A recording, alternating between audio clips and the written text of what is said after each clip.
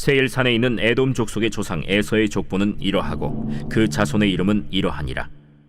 에서의 아내 아다의 아들은 엘리바스요, 에서의 아내 바스맛의 아들은 르우엘이며, 엘리바스의 아들들은 대만과 오말과 스보와 가담과 그나스요. 에서의 아들 엘리바스의 첩 딥나는 아말렉을 엘리바스에게 낳았으니 이들은 에서의 아내 아다의 자손이며, 르우엘의 아들들은 나핫과 세라와 삼마와 미사니, 이들은 에서의 아내 바스맛의 자손이며, 시브온의 손녀 아나의 딸 에서의 아내 오홀리바마의 아들들은 이러하니 그가 여우스와 얄람과 고라를 에서에게 낳았더라. 에서 자손 중 족장은 이러하니라.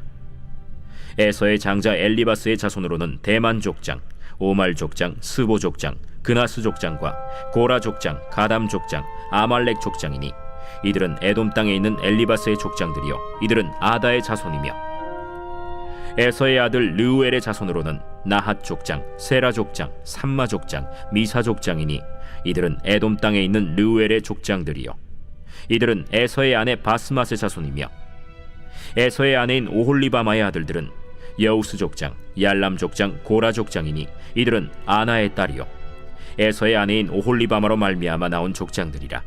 에서 곧 에돔의 자손으로서 족장된 자들이 이러하였더라.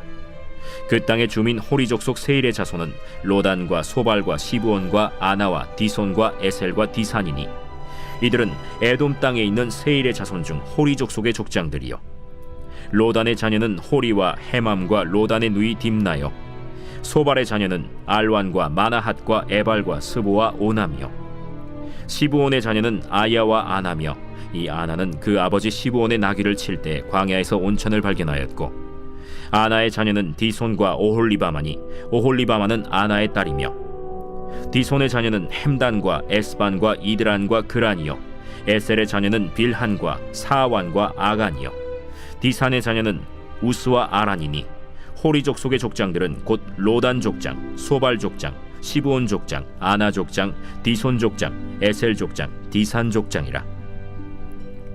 이들은 그들의 족속들에 따라 세일 땅에 있는 호리 족속의 족장들이었더라. 이스라엘 자손을 다스리는 왕이 있기 전에 에돔 땅을 다스리던 왕들은 이러하니라. 브올의 아들 벨라가 에돔의 왕이 되었으니 그 도성의 이름은 딘하바며, 벨라가 죽고 보스라 사람 세라의 아들 요밥이 그를 대신하여 왕이 되었고, 요밥이 죽고 대만 족속의 땅의 후삼이 그를 대신하여 왕이 되었고, 후삼이 죽고 브닷의 아들 곧 모압들에서 미디안 족속을 친 하닷이 그를 대신하여 왕이 되었으니 그 도성 이름은 아윗이며, 하닷이 죽고 마스레가의 삼라가 그를 대신하여 왕이 되었고, 삼라가 죽고 유브라데 강변 르호봇의 사울이 그를 대신하여 왕이 되었고, 사울이 죽고 악볼의 아들 바알 하난이 그를 대신하여 왕이 되었고, 악볼의 아들 바알 하난이 죽고 하달이 그를 대신하여 왕이 되었으니 그 도성 이름은 바우며 그의 아내의 이름은 무헤다벨이니 마드렛의 딸이요 메사합의 손녀더라. 에서에게서 나온 족장들의 이름은 그 종족과 거처와 이름을 따라 나누면 이러하니, 딥나 족장, 알와 족장, 여대 족장, 오홀리바마 족장, 엘라 족장, 비논 족장, 그나스 족장, 대만 족장, 밉살 족장, 막디엘 족장, 이람 족장이라. 이들은 그 구역과 거처를 따른 에돔 족장들이며 에돔 족속의 조상은 에서더라. 사랑하는 성도 여러분, 오늘 아침도 하나님 은혜 안에서 우리가 눈뜨게 된 줄로 믿습니다. 2026년 5월 6일 수요일 창세기 36장 9절에서 43절까지 있는 말씀으로 에서의 족보를 우리 함께 보도록 하겠습니다. 어제 피곤함이 채 가시기도 전에 오늘이라는 새로운 날이 우리 앞에 선물처럼 놓여 있습니다. 하나님은 매일 아침 그분의 백성에게 새로운 긍휼을 베푸시는데, 오늘 이 시간 우리가 함께 펼쳐볼 말씀이 이 창세기 36장 바로 에서의 족보의 내용이죠. 얼핏 보면 낯선 이름들의 나열처럼 보이지만 그 행간에는 우리가 놓쳐서는 안 될 하나님의 깊은 섭리가 흐르고 있습니다. 에서는 어떤 사람이었습니까? 그는 팥죽 한 그릇에 장자권을 팔아넘긴 사람, 동생 야곱에게 아버지의 축복을 빼앗긴 사람, 이스라엘 역사의 무대 중심에서 밀려난 사람으로 우리에게 각인되어 있죠. 그런데 하나님께서는 창세기 36장 전체를 에서와 그의 후손들의 이야기로 채우고 계신 것이죠. 왜 그럴까요? 우리에게 이제 중요한 질문을 던집니다. 하나님은 과연 언약의 백성들만을 돌보시는 분인가? 아니면 그보다 훨씬 더 광대하신 분인가? 에서는 가나안 땅을 떠나서 세일 산지로 이주했습니다. 그리고 그곳에서 놀라운 일들이 벌어지죠. 이스라엘이 아직 한 민족도 형성하지 못한 시절에 에서의 후손들이 이미 왕들을 배출하고 강대한 국가 에돔을 세웠습니다. 인간의 눈으로 보면 에서가 훨씬 더 성공하는 것처럼 보이죠. 그러나 오늘 말씀은 그 겉모습 너머에 있는 하나님의 은혜와 섭리, 그리고 우리에게 주시는 거룩한 교훈을 선명하게 증언하고 있습니다. 오늘 본 말씀 가지고 우리가 첫 번째로 기억할 것은 언약의 하나님입니다. 31절 말씀, 이스라엘 자손을 다스리는 왕이 있기 전에 에돔 땅을 다스리던 왕들은 이러하니라. 하나님께서 언약 밖의 사람들에게도 이토록 풍성한 복을 허락하셨다는 사실이 놀라운 사실이죠. 창세기 36장 9절에서 19절까지 에서의 자손들이 어떻게 생육하고 번성했는지를 기록합니다. 족장들, 군사 지도자들, 그리고 마침내 왕들까지 배출한 에서의 후손들은 당시 근동 이 세계에서 가장 강력한 세력 중 하나였습니다. 이것은 우리에게 하나님의 성품에 대한 근본적인 진리를 가르쳐 주죠. 히브리어로 이 은혜를 뜻하는 헤세드, 우리가 성경 공부할 때도 배웠습니다만 단순한 친절이나 은혜를 선의를 넘어서 언약을 기반으로 한 변함없는 사랑과 신실함을 얘기하는 거예요. 그런데 이 놀라운 것은 헤세드가 언약 안에 있는 자들에게만 임하는 것이 아니더라는 것이죠. 하나님은 그 손길을 언약의 경계 너머까지도 펼치시고 에서에게도 에돔에게도 심지어 우리가 상상하지 못하는 곳에도 하나님의 은혜는 흘러간다는 것입니다. 우리는 어떻습니까? 우리는 하나님의 은혜를 우리가 이해할 수 있는 테두리 안에 가두어 두고 있지는 않은지, 내가 믿는 하나님, 내가 출석하는 교회, 내가 이해하는 어떤 신학의 틀 안에서만 하나님이 일하신다고 생각하고 있지는 않은지 돌아봐야 됩니다. 하나님은 그보다 훨씬 큰 분이시죠. 우리가 상상하지 못하는 방식으로 상상하지 못하는 사람에게도 은혜를 베푸시는 분이신 거예요. 어찌 보면 우리가 이 땅에서 살아가고 있지만 참 우리가 하나님의 자녀들인 우리가 이 넓은 은혜를 제한하는 자들이 아니라 누리면서 또 나누는 자들이어야 됩니다. 우리는 참 이 땅에 살아가면서 너무나도 편협한 시각을 갖고 있죠. 믿는 자들과 믿지 않는 자들. 그렇지 않아요. 온 세상을 돌보시는 하나님은 믿는 자들의 하나님이기도 하지만 믿지 않는 자들의 하나님이시기도 하다는 사실을 꼭 기억하시고, 하나님의 마음으로 안 믿는 자들 또한 이웃을 품고 그들의 구원을 위해서도 기도하는 것이 참된 하나님의 자녀의 또 자녀로 부르신 그 부르심이라는 사실을 잊지 않는 귀하고 복된 우리가 되기를 원합니다.